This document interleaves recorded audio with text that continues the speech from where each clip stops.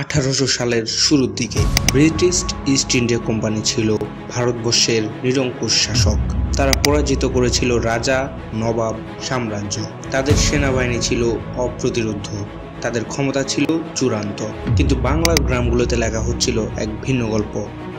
না কোনো জমিদার, না কোনো রাজা, না কোনো কামানধারী নবাব, কেবল একজন কৃষক, একজন আলেম, একজন নেতা, যিনি অস্ত্র নয়, বাঁশের কেল্লা আর ইমান দিয়ে গড়ে তুলেছিলেন প্রতিরোধ। তার নাম ছিল তিতুমীর।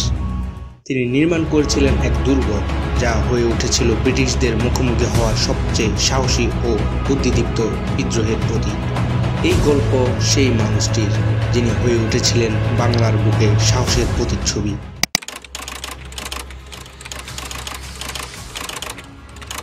ছিল মীর নিসার আলী। 1782 সালে জন্মগ্রহণ করেন পশ্চিমবঙ্গের চাঁদপুর গ্রামে। তিতুমীরের পরিবারের লোকেরা নিজেদের হযরত আলী রাদিয়াল্লাহু তাআলার বংশধর বলে দাবি করতেন। তার এক পূর্বপুরুষ সৈয়দ শাহাদাত আলী ইসলাম প্রচারের উদ্দেশ্যে আরব থেকে বাংলায় আসেন। তিতুমীরের প্রাথমিক শিক্ষা হয় তার গ্রামের বিদ্যালয়ে। পরবর্তীকালে তিনি স্থানীয় একটি মাদ্রাসাতে লেখাপড়া করেন। 18 বছর বয়সে তিতুমীর কোরআনে হাফেজ হন এবং হাদিস বিষয়ে পাণ্ডিত্য লাভ করেন। একই সাথে তিনি বাংলা, আরবি ও ফার্সি ভাষায় ব্যুৎপত্তি লাভ করেন। তার জন্মের পর তার একবার অসুখ হয়।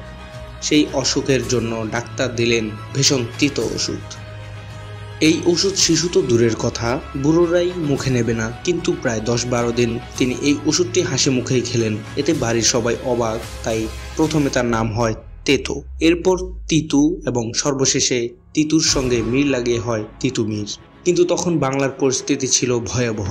ব্রিটিশদের কর আদায় ব্যবস্থা হিন্দু জমিদারদের মাধ্যমে মুসলিম কৃষকদের উপর ভয়ঙ্কর চাপ সৃষ্টি করছিল। ক্ষুধার্ত কৃষক, লাঞ্ছিত পরিবার, যা তিতুমীর সহ্য করতে পারছিলেন না। 1822 সালে তিনি হজ পালনের উদ্দেশ্যে মক্কায় যান।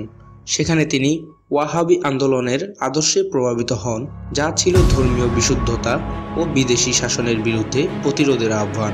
1827 সালে তিনি ফিরে আসেন বাংলায়, কেবল একজন আলেম হিসেবে নন, একজন সংস্কারক হিসাবে। তিনি বুঝতে পারেন জনগণের দুঃখের মূল কারণ জমিদার আর তাদের পেছনে থাকা ইস্ট ইন্ডিয়া কোম্পানি। তিতুমীরের অনুসারী বাড়তে থাকে হাজারে হাজারে। তিনি জানতেন সংঘর্ষ অনিবার্য। কিন্তু অস্ত্রবিহীন মানুষ কিভাবে লড়বে বিশ্বের সবচেয়ে শক্তিশালী সেনাবাহিনীর বিরুদ্ধে? তিতুমীরের প্রতিভা ছিল নেতৃত্বে এবং নির্মাণে। তিনি নারিকেল বাড়িয়ায় শুরু করেন এক কিংবদন্তি দুর্গ নির্মাণ, বাঁশ দিয়ে তৈরি এক বিশাল দুর্গ। এটি ছিল কৌশলগতভাবে দুর্দান্ত। বাঁশের প্রাকৃতিক নমনীয়তা ছিল কামানের আঘাত প্রতিরোধে সক্ষম।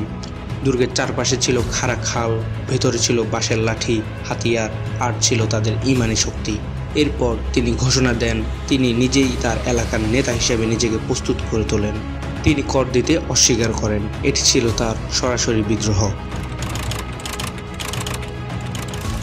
অন্যদিকে ব্রিটিশরাও আর চুপ থাকতে পারল না।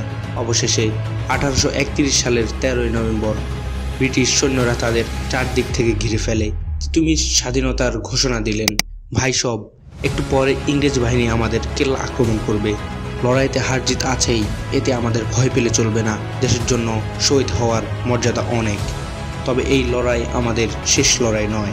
আমাদের কাছ থেকে প্রেরণা পেয়েই এ দেশের মানুষ একদিন দেশ উদ্ধার করবে। আমরা যে লড়াই শুরু করলাম, এই পথ ধরেই একদিন দেশ স্বাধীন হবে। 14 নভেম্বর কর্নেল হার্ডিং এর নেতৃত্বে ব্রিটিশ সৈন্যরা ভারী অস্ত্রশস্ত্র নিয়ে তিতুমীর ও তার অনুসারীদের আক্রমণ করে। তাদের সাধারণ তলোয়ার ও হালকা অস্ত্র নিয়ে তিতুমীর ও তার সৈন্যরা ব্রিটিশ সৈন্যদের আধুনিক অস্ত্রের সামনে দাঁড়াতে পারেনি।